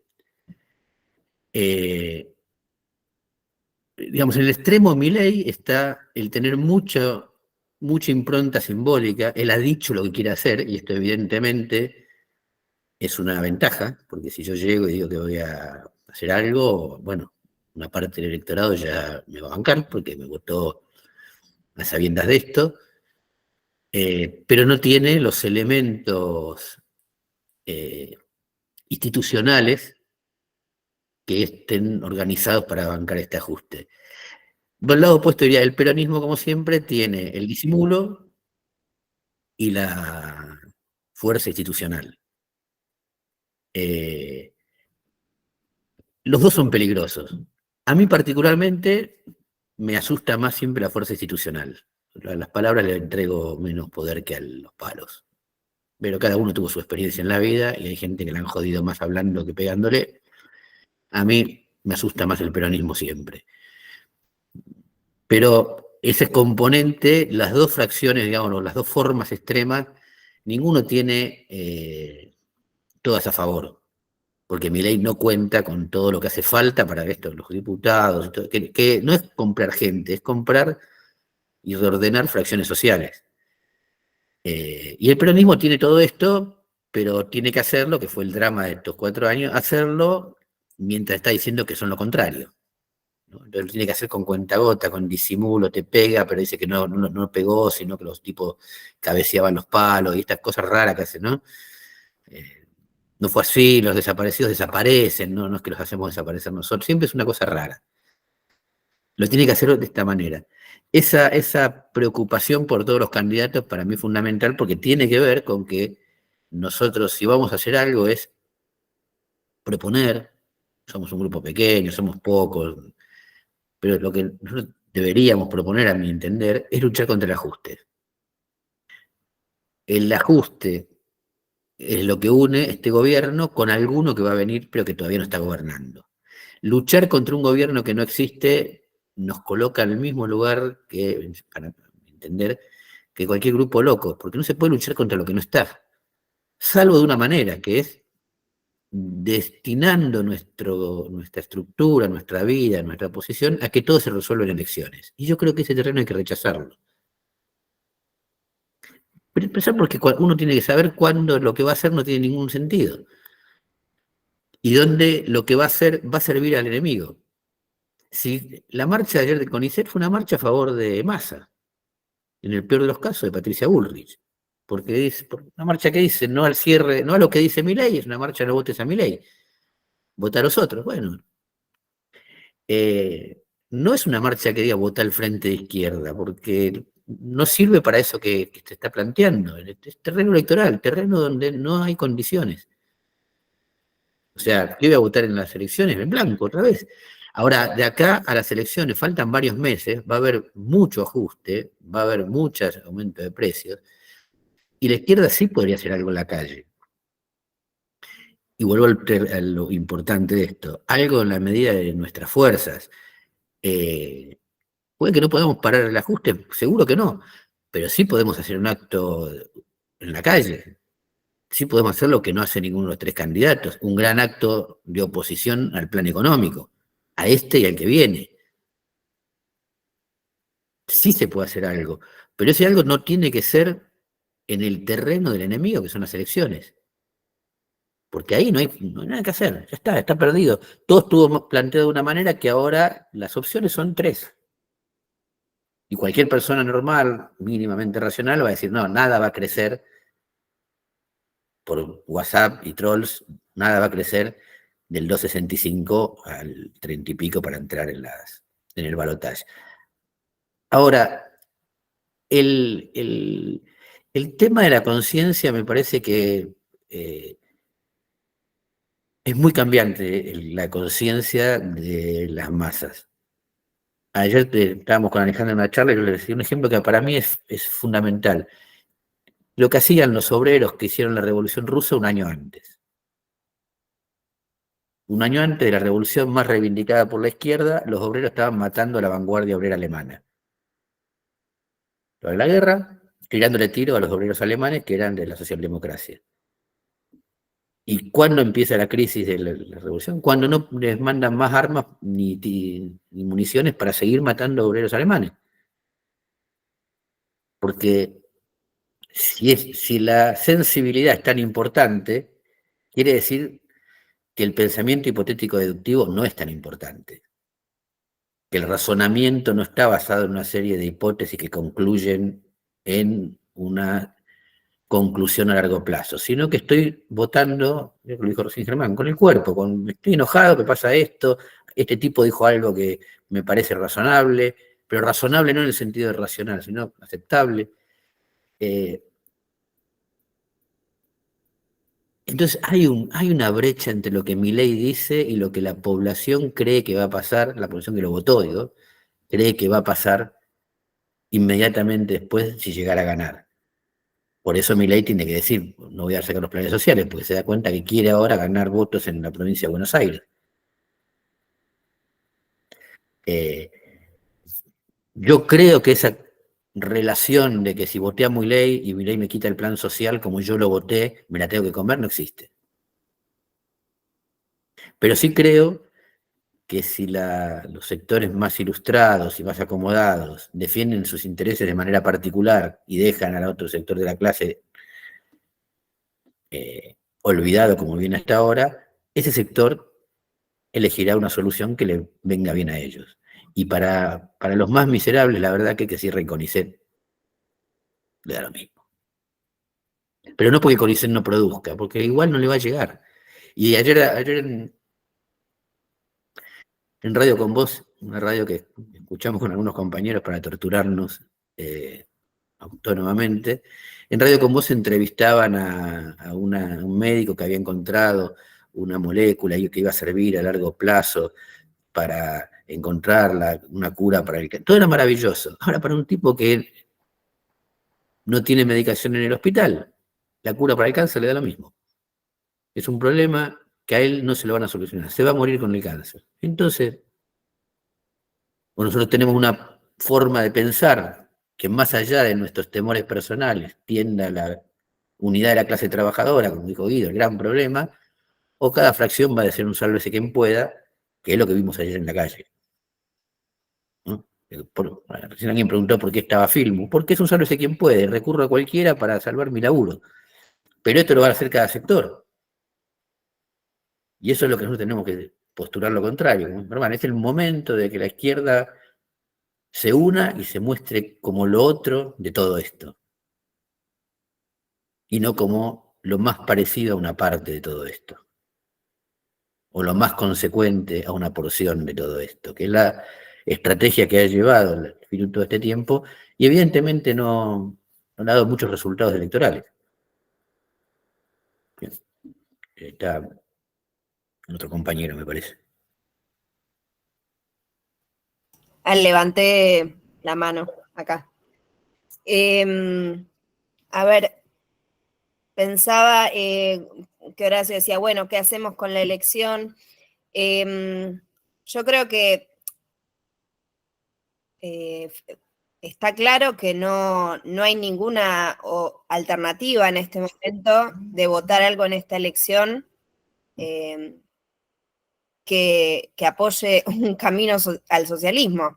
Pero quizá podemos pensar, la elección nos puede servir, por ejemplo, en las cotidianas, puntuales, para ampliar un poco más o para recuperar algo del interés de compañeras, compañeros, de trabajadores y trabajadoras o de distintos ámbitos donde nos movemos, a tener algún tipo de discusión política. Compañeros que en otros periodos quizás se interesaban por discutir política más asiduamente y ahora están más alejados como una especie de mecanismo de defensa de negar la realidad, que no tiene mucha posibilidad de modificarse ni de mejorarse menos en este momento. Y bueno, y de repente uno, esta semana voy a la plaza con mi hija después de la escuela y estaban todos discutiendo acerca de las PASO. Entonces digo, aprovechar, aunque sea ese resquicio que nos da esta elección, para quizá retomar esa discusión con personas que están alejadas del debate político y que lo recuperan por un momento, pero no precisamente para elegir alguno de los candidatos, sino para justamente demostrar que no se nos juega a nosotros, que no tenemos una salida posible, gane quien gane, digamos, que nuestro camino no se juega ahí. Y en ese sentido me parecía, lo asocié todo el tiempo con la charla que tuvimos ayer del curso que estamos haciendo, que está dando Cristian Caracoche, que vamos tomando los capítulos del libro. Entonces Cristian creo que hace un laburo grande por tener un razonamiento dialéctico y decir, bueno, no es exclusivamente por voluntad de quien gobierne que se va a definir un camino u otro, sino que hay algo propio de los ciclos y del funcionamiento de las relaciones sociales en el capitalismo, que ahora va a tocar un ajuste, digamos, y gane quien gane, eso es lo que las leyes del capitalismo en este momento, en el país donde estamos, asignan que es lo que tiene que pasar. Obviamente que puede haber un margen de acuerdo a quién gane la elección de cómo se va a implementar esto, pero en eso coincido con lo que ya dijeron varios compañeros, que lo que viene es el ajuste, que podemos aprovechar este momento para retomar la discusión y atraer y acercar a compañeros y compañeras para que vuelvan a interesarse por la discusión y luchar contra esto que viene.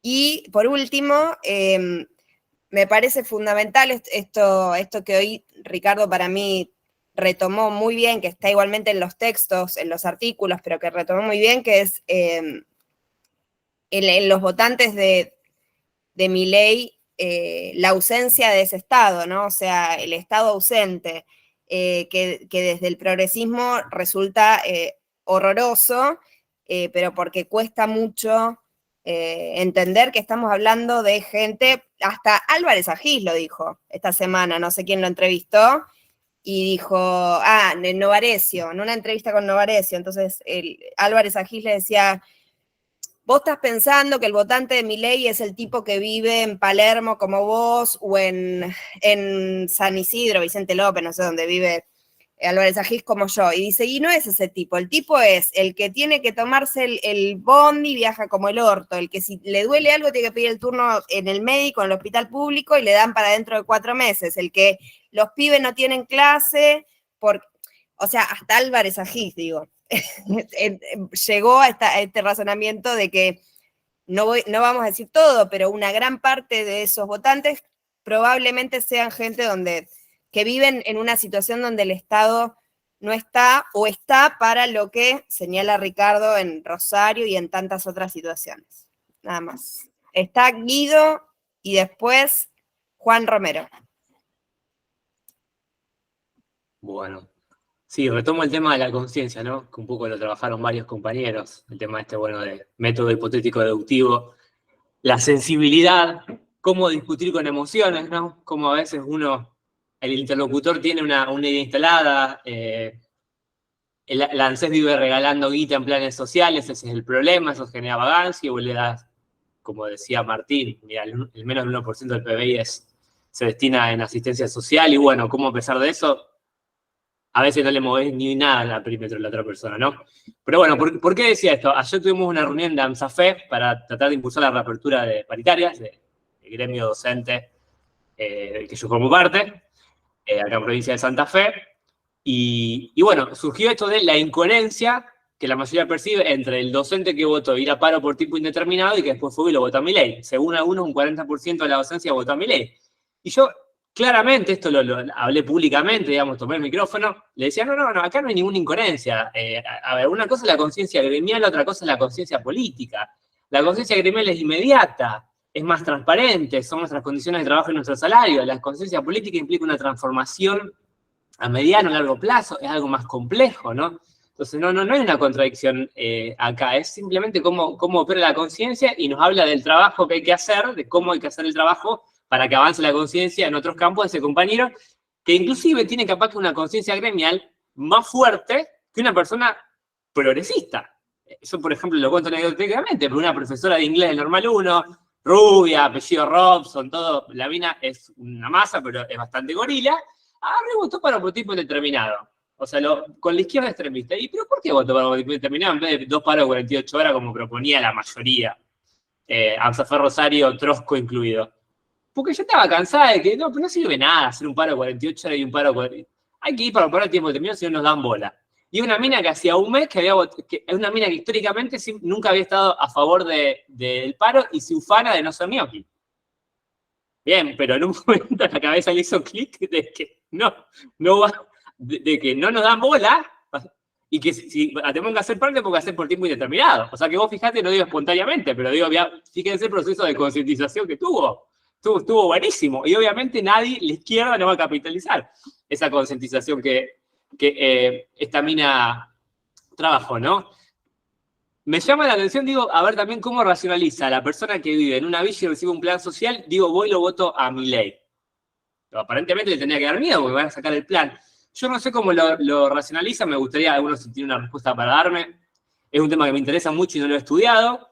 Sí sé que o sea, la fragmentación que vimos no solo abarca la clase trabajadora, sino que hay una fragmentación, un individualismo extremo, ¿no? Como decían, sábese quien pueda. Pero yo a veces lo que veo mucho es, a ver, hay clases donde la mayoría de los alumnos, puede decir, vienen de la villa, y uno dice villero, digamos, hay una cuestión ahí yo no soy de esos, mi vecino, ¿no? Como cierta cuestión de... Entonces, a veces digo, no sé si se dan cuenta que el ataque viene o estaría contra ellos o lo deflectan, sí, no, pero es mi vecino el vago. También hay una cuestión mucho de eso, ¿no? De por qué una persona que recibe un plan a lo mejor no tiene miedo a votar a Milei.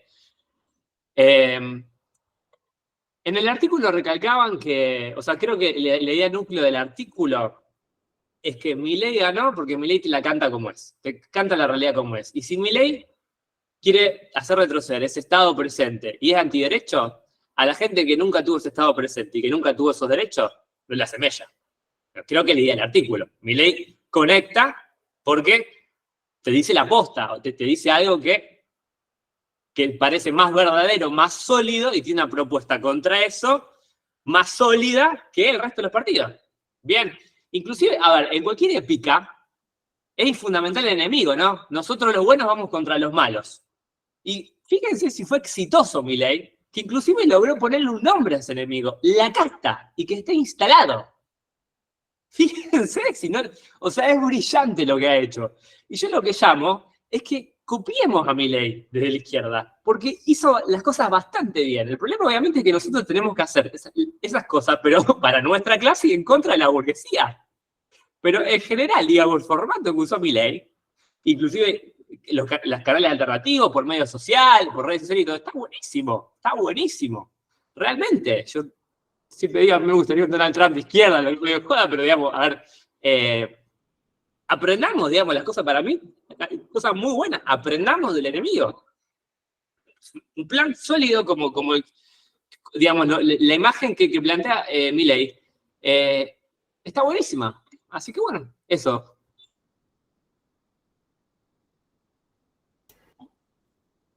Perdón, hay 3 compañeros anotados, Juan, Daniel, Matías, pero estamos un poco ya en el horario de las 2 horas. No sé si quieren que cerramos con los 3 o si hablan los 2 compañeros que no hablaron, Juan y Matías, que no hablaron todavía, y cerramos como...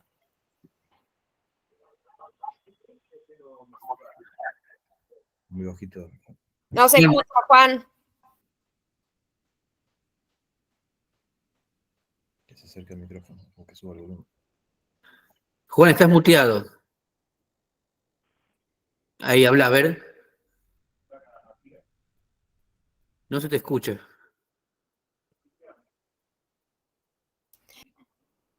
Matías. Hola, ¿qué tal? Bueno, nada, igual era también un poco para saludar porque ya se me hace la hora, se despertaron mis niños y tengo que hacer vida de padre. Pero bueno, nada, estuvo interesante el debate, me gustó. Yo ayer venía hablando con Ricardo, él me invitó a la reunión y venía también charlando estas cosas. La verdad que no, hay un montón de cuestiones que no las puedo poner en palabras y me cuesta entenderlo.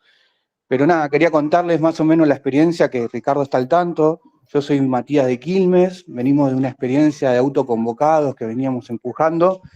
Y la experiencia acá de autoconvocados, que reivindicó un montón de luchas, se dio después de la levantada que hubo de la bonaerense. Muchos compañeros se entusiasmaron con eso. Y muchos compañeros, justo estaba escuchando al compañero que habló recién, muchos compañeros reivindicaban cuestiones muy de derecha, ¿no? Esto de al hospital se vienen a atender solamente paraguayos, cosas así que a mí particularmente no me agradan. Pero bueno, qué sé yo, hubo una levantada muy grande, si no eran la gente que se sumó al autoconvocado, no era la mayoría que pensaban así, pero bueno, se sumó mucha gente con ese pensamiento. Fue también una cuestión muy rara, esas cuestiones, ¿no? De quién se sumaba, por qué. Bueno, nada, la cuestión que sí, da para pensar qué es lo que está pasando. Hay muchas cuestiones que todavía no la puedo poner en palabras, pero bueno, qué sé yo, el movimiento de autoconvocados en salud, al menos acá en el conurbano, dio mucho que hablar. Fuimos los que escribimos la carta abierta a Mayra Mendoza cuando se internó por el problema de salud que tuvo mucha repercusión. Capaz que eso también ayudó a que se sume gente con más pensamiento de derecha al movimiento. La verdad que no sé, que no era nuestro objetivo era mejorar las condiciones laborales, al menos de los que estaban motorizando todo eso, ¿no? Pero bueno, qué sé yo, nada, eso quería traer a la charla eso. Y bueno, con respecto a las elecciones, yo creo que están las cartas ya medio sobre la mesa. Para mí, sinceramente, va a terminar ganando Milei. Y bueno, qué sé yo, será cuestión de reagruparse y lucharla. Se vienen años difíciles. Ahí en el hospital, después de la lucha de autoconvocados, sí hubo un cambio dentro del hospital a nivel organizativo. Se sacó al director que estaba. Habíamos planteado al secretario de salud de acá de Quilmes que nuestra preocupación en el hospital era la dirección y la comunión que había con la dirección, que en ese tiempo el gremio de ATE tenía una comunión con el director, que era prácticamente el recurso humano del hospital, que decidían quién entraba y quién salía del hospital. Y bueno, nada, hubo un cambio en eso, sacaron al director, la dirección de ATE de ese tiempo desapareció, ahora pusieron a otros, que no hacen la diferencia, pero esa comunión desapareció y nada, dentro del hospital también hubo un cambio generacional. Toda la gente que venía laburando en pandemia, en los vacunatorios, ingresó al hospital, pero por la gestión, no por ATE. Y bueno, nada, ahí hay también, como para lo que vemos nosotros con los compañeros, un campo que se puede laburar, porque son gente que no le responden al gremio, sí le responden a esta dirección, que tienen un camino político la mayoría, porque la mayoría está militando para el oficialismo, tienen a lo mejor ideas que compartimos, pero no son del mismo palo político, pero se pueden charlar y discutir un montón de cosas. Esta semana se habló mucho de política en el hospital, cosa que nunca pasa. Nada, creo que a pesar de todo lo mal que uno puede pensar que puede llegar a pasar, creo que hay un campo de acción que nos deja todo esto, que es muy grande, al menos acá en lo local en Quilmes. Participamos de las elecciones gremiales de ATE que pasaron la semana pasada, eso también lo vimos como preocupación porque, nada, acá al menos en Quilmes, en el hospital, somos un universo de casi 2.000 personas, y participaron 200. Creo que también, ¿no?, hay como una cuestión atrás de que la gente no quiere involucrarse en lo gremial, en lo político, o nada, qué sé yo, hay un montón de cosas que todavía no lo puedo poner en palabras, pero nada, me sirvió la charla, escucharlos y ver sus opiniones. Nada, eso, nada más, compañeros. Bueno, estamos ya fuera de horario, pero Juan, habías levantado la mano, no sé si ahora que podés hablar, y si no, Daniel, 1 o 2 minutitos cortito. Juan, el micrófono te funciona. Sí, no, en todo caso lo dejo. Ya. Te escuchamos, dale. Ahí se te escucha, Juan. No, a ver, lo que yo planteaba concretamente es, recopilando un poquito todo lo que han dicho otros compañeros anteriormente, ¿no? Uno Muy es bien. que tenés una estructura, digamos, nuestra estructura social está, o sea, si alguien va a votar a Milei porque está de acuerdo con la reforma laboral, bueno, hay una base social concreta, material, que justifica eso. Entonces, si vos tenés, que recuerdo lo que había dicho ayer, por ejemplo, Caracoche, ¿no? O sea, ¿por qué es el conflicto entre Kirchner y Labaña en el 2005? Y porque Labaña le planteaba que habría que seguir con la acumulación de capital y aprovechar ese momento y mantener un sistema de ajuste y no hacer un derroche, promoviendo el aumento de los sueldos, gasto público, etcétera, etcétera, etcétera. Y lo cual era correcto.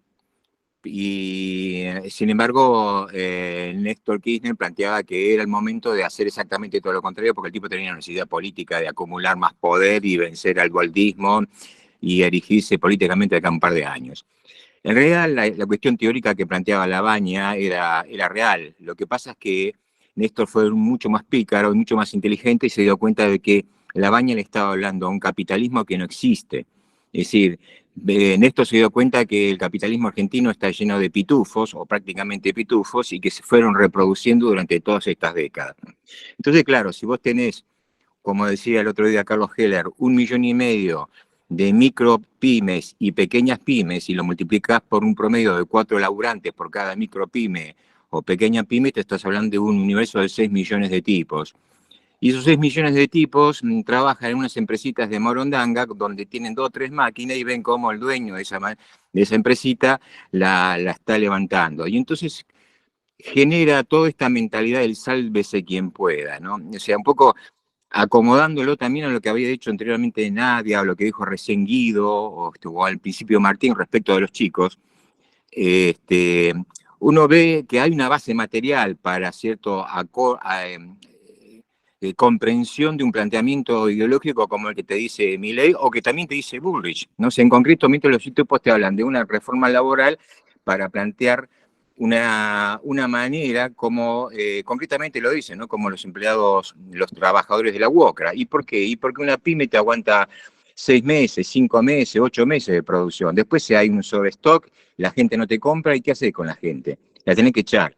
Entonces eso a vos te permite eso. Y al otro tipo que trabaja en la pyme y que ve que en donde vos estás trabajando con el tipo con 2 maquinitas de Morondanga, dice, bueno, yo me ahorro unos mangos, me compro una maquinita como y también rapiño una porción de este mercado pedorro donde el tipo está trabajando. Y va y se instala a 8 o 9 cuadras en la casa del fondo de la suela, de los viejos, y ahí más o menos zafa. Entonces vos tenés una base material que aprueba esta estructura ideológica de la reforma laboral, del ajuste fiscal, de un Estado que me asfixia. Si este Estado no me asfixia, yo con la agujereadora de Morondanga que tengo puedo llegar a producir no sé, los muebles que este tipo donde yo estoy trabajando lo están haciendo. Entonces, digamos, cuando nosotros estamos tratando con los distintos cursos de armar y de repensar la estructura argentina, desde lo educativo, desde lo productivo, desde lo económico, estamos tratando de ver de qué manera generar unas hipótesis programáticas, porque la resistencia a estos modelos que se vienen para adelante podemos plantear algún tipo de propuesta concreta, porque con resistir por resistir la cosa no lo va a cambiar. Y yo apunto un poco a esto, ¿no? Es decir, bueno, a la necesidad de armar, ¿sí?, unas hipótesis estratégicas, y vos podés realmente convocar al conjunto de la clase obrera, o al menos la clase obrera que uno está en alcance, a plantear este tipo de cosas. Cuando hace un tiempo atrás yo había comentado el tema del problema habitacional, es porque yo en una fabriquita donde le estaba montando una automatización, alguien se planteó el tema de que estaba por renovar el tiempo de alquiler, y yo hablé sobre ese tema y se armó, fue como si hubiese puesto un palito dentro de un hormiguero. 5 o 6 tipos que estaban alrededor se sumaron a un debate que evidentemente es un debate en carne viva y que no aparece por ningún otro tipo de cosa. Yo voy a lo siguiente, es decir, bueno, nosotros terminamos de plantear, bueno, en definitiva, una pyme en 2005, cuando Néstor dijo, no, yo voy a gastar, ¿y por qué? Porque el tipo de la pyme no va a seguir invirtiendo como imaginaba Labaña en comprar máquinas para aumentar productividad. ¿Por qué? Y porque le vende al mercado interno, y el mercado interno llega hasta el tope. Entonces lo que me sobra, y yo lo voy a gastar ¿en qué? Y lo voy a financiarizar comprándome ladrillos, no comprándome máquina. Entonces, si estamos planteándonos hablarle a una Argentina que no existe, estamos en la lona. Por eso te aparece un tipo con Milei que es totalmente chanta y que le habla a una mentalidad chanta, o le habla a gente que quiere que entiende lo que realmente quiere escuchar, entiende lo que es su deseo, no lo que el tipo le está diciendo. Esto, acuerdo con lo que acaba de plantear también Guido. O sea, hay gente que entiende lo que no es, y después, como decía Ricardo, o como decía recién, no sé si Mariano o Priscila, los tipos que rodean a Milei saben, porque Milei es ganador, pero si no fuera Milei sería Bullrich, si no fuera Bullrich sería Larreta. Es decir, vamos a poner todo esto y, lógicamente, tenemos que acumular poder y tenemos que garantizar mínimamente que los ajustes se hagan como corresponde. Obviamente, hay un nivel de contradicción. ¿Por qué? Porque el ajuste que te está planteando Milei, si es la dolarización, y a Pablo Roca no le conviene. Al de Arcor no le conviene. Si vos me estás diciendo, vamos a cerrar el negocio con China, y bueno, no solamente no le va a convenir a Vicentín y a las aceiteras del Gran Rosario. Tampoco le va a convenir a los tipos que están haciéndote digamos, la hidrovía, y ni los yanquis ni los belgas, porque no van a cobrar más una moneda, los $3 por tonelada que le cobran a cada barco salir. Entonces, el nivel de contradicciones se tiene que resolver desde el punto de vista de la burguesía. Ahora, desde nuestro lado, desde el lado del socialismo, digo, es al menos, aunque seamos un grupito chiquito, tenemos que estar tenemos que resistir, pero a partir de la construcción mínimamente de algún programa muy básico, y vuelvo a repetir el tema de las hipótesis programáticas. Eso era todo.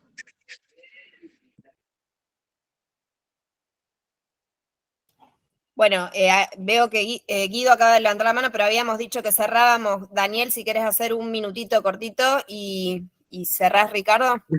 Una realidad, dejar abierta una pregunta. A partir de lo que había descrito Mariano en relación a cómo los gobernadores acomodaron las elecciones y cómo los intendentes fiscalizaron las elecciones de los votos de Milei, y en parte expresando los miedos que decía Ricardo y en base a lo que dice Juan. Nos podemos estar, y más allá de cómo está cambiando el discurso ahora Milei, ¿no? También, digamos, o los que son parte del equipo económico de Milei, como que le está hablando a esa burguesía que le está diciendo no vamos a analizar. Digamos, podemos estar esperando que si gana Milei va a ser un gobierno con consenso liberal sumado el aparato de contención social del peronismo.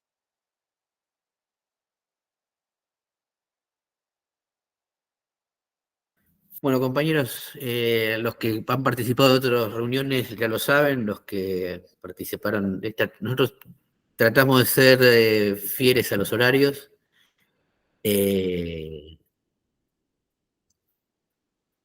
Han quedado evidentemente muchas cosas por hablar y muchas cosas que van a ir surgiendo en la semana, porque este país es este país y 2 días es una eternidad en Suiza.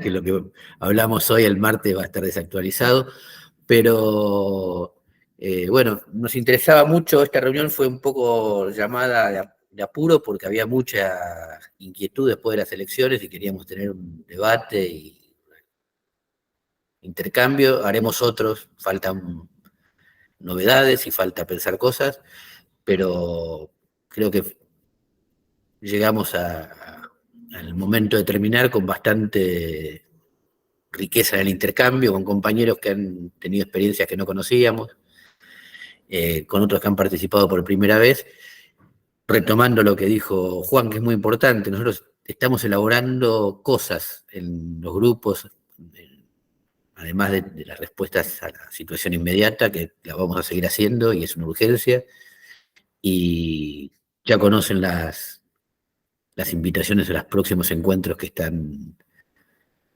ya planteados.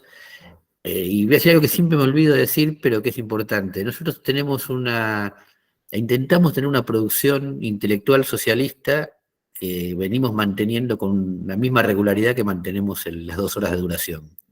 Una publicación los jueves y una publicación los sábados. También es importante que las podamos divulgar y que las conozcan otros compañeros, porque esa es nuestra vía de transmitir ideas un poco más complejas que a veces las que podemos intercambiar oralmente. Y también de ponerlas a prueba y también de corregirlas.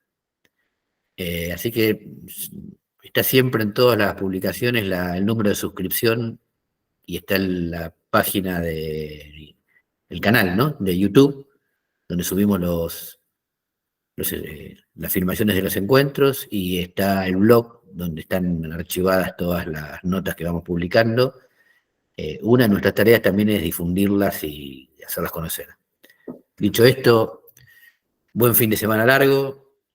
Nos encontraremos en la próxima reunión y nos seguiremos encontrando en la lucha. Saludos.